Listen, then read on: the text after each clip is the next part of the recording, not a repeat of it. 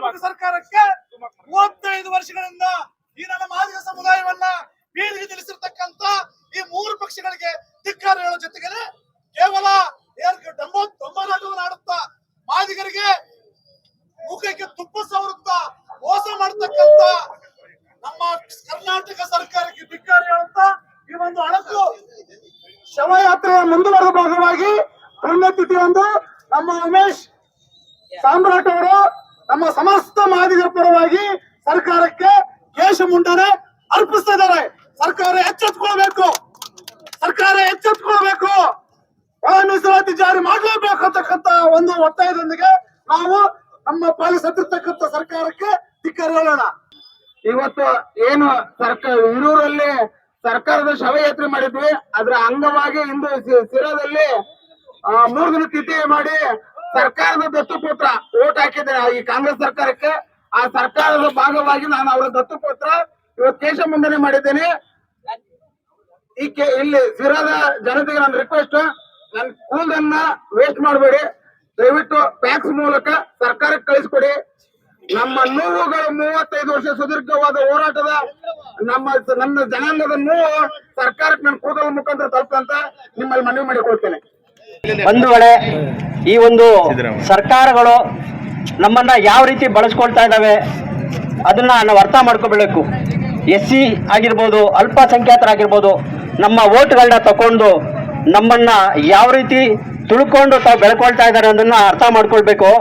ಈಗ ನೋಡಿ, ಯಾವುದೇ ರೀತಿಯಾದಂಥ ಒಳ ಮೀಸಲಿದೆ ಆಗಿರ್ಬೋದು, ಅಲ್ಪಸಂಖ್ಯಾತರಿಗೆ ಬಿಡ್ಬೇಕಂತ ಒಂದು ಏನು 2B ರಿಸರ್ವೇಷನ್ ಆಗಿರ್ಬೋದು, ಇವೆಲ್ಲವನ್ನು ಕೊಡ್ತೇವೆ ಅಂತ ಹೇಳ್ಬಿಟ್ಟು ಮ್ಯಾಕ್ಸಿಮಮ್ ಓಟ್ಗಳನ್ನ ತಗೊಂಡು ನಮ್ಮನ್ನ ಹಾಗೆ ಉಳಿಸ್ಕೊಂಡು ಬರ್ತಿದ್ದಾರೆ. ಬಿಟ್ಟರೆ ಏನೇ ಹೋರಾಟ ಮಾಡಿದ್ರು ಕೂಡ ಅದಕ್ಕೆ ಒಂದು ಫಲಪ್ರದವಾದ ಒಂದು ನಮಗೆ ಸಿಗ್ತಾ ಇಲ್ಲ. ಈ ಒಂದು ಹೋರಾಟ ಇನ್ನೂ ಬಲವಾಗಿರಬೇಕು, ತುಂಬ ಸ್ಟ್ರಾಂಗ್ ಆಗಿರಬೇಕು. ಇದು ಕೂಡ ನಾವು ನಿಮ್ಮ ಜೊತೆಲಿ ಇರ್ತೀವಿ ಅಂತ ನಾವು ಹೇಳ್ತಾ ಮಾತನ್ನು ಮುಗಿಸ್ಕೊಳ್ತಾ ಇದ್ದೀನಿ. Thank you. ಜೈ ಭೀಮ್, ಜೈ SDPI. ಬಂಧುಗಳೇ, ಈಗ ನಾವು ಇವತ್ತಿನ ದಿನ ಏನು ಹರಿಹರದಿಂದ ದಿವಂಗತ B. ಕೃಷ್ಣಪ್ಪನವರ ಸಮಾಧಿಯಿಂದ ಏನ್ ಪಾದಯಾತ್ರೆ ಮಾಡ್ತಕ್ಕಂಥ ನಮ್ಮ ಅಣ್ಣ ತಮ್ಮಂದಿರು, ಇವತ್ತು ನಾವು 3 ಪಕ್ಷಕ್ಕೂ ಓಟ್ ಹಾಕಿರ್ಬೋದು. 3 ಪಕ್ಷದವರು ಸಹ ನಮ್ಗೆ ಯಾರು ಇವತ್ತಿನವರೆಗೂ ನಮ್ಮ ಕೂಗು ಹೋಗಿಲ್ಲ. 30-35 ವರ್ಷದಿಂದ ರಕ್ತವನ್ನು ಕೊಟ್ಟಿದ್ದೀವಿ, ಎಲ್ಲ ಕೊಟ್ಟಿದ್ದೀವಿ. ನೀವು ಹೇಳ್ದಂಗೆ ಕೇಳ್ಕೊಂಡು ಇವತ್ತಿನವರೆಗೂ ಬಂದಿದ್ದೀವಿ. ಈ ಗೌಡ ಶಾನ್ಭಾಗರ ಕಾಲ ಇದ್ದಂಗೆ ಐತೆ. ಹಾಗಾಗಿ ಮುಂದಿನ ಪೀಳಿಗೆಗಾಗಿ ನಾವೆಲ್ಲರೂ ಹೋರಾಟವನ್ನ ಮಾಡಬೇಕು. ಹಾಗಾಗಿ ಎಲ್ಲ ಒಗ್ಗಟ್ಟಿನಿಂದ ನಮ್ಮ ಬಂಧುಗಳು ಎಲ್ಲರೂ ಏನು ನಮ್ಮ ಹಿತೈಷಿಗೂ ನಾವು ಬೇರೆಯವ್ರು ಯಾರಿಗೂ ತೊಂದರೆ ಕೊಡಲ್ಲ. ನಮ್ಮ ಹಕ್ಕನ್ನ ನಾವು ಪಡೆಯೋದಕ್ಕೆ ಕೇಳ್ತೀವಿ, ಬಿಟ್ರೆ ಬೇರೆ ಹಕ್ಕುಗಳನ್ನ ನಾವು ಪಡೆಯೋದಕ್ಕೆ ಕೇಳಲ್ಲ. ಖಂಡಿತ ನಮ್ಗೆ ಅದನ್ನ ಬೇಕು ಇಲ್ಲ.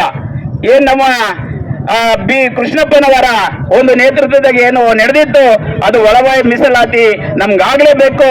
ಏನು ಆಂಧ್ರದಲ್ಲಿ ಮಂದಕೃಷ್ಣ ಮಾದಿಗ ಅಂತ ಅವರೆಲ್ಲ ಹೋರಾಟ ಮಾಡಿದ್ರು. ಪಾಪ ಇವತ್ತೆಲ್ಲ ಎಲ್ಲೆಲ್ಲಿದಾರೋ ಅಲ್ಲೆಲ್ಲೇ ಇದ್ದೀವಿ.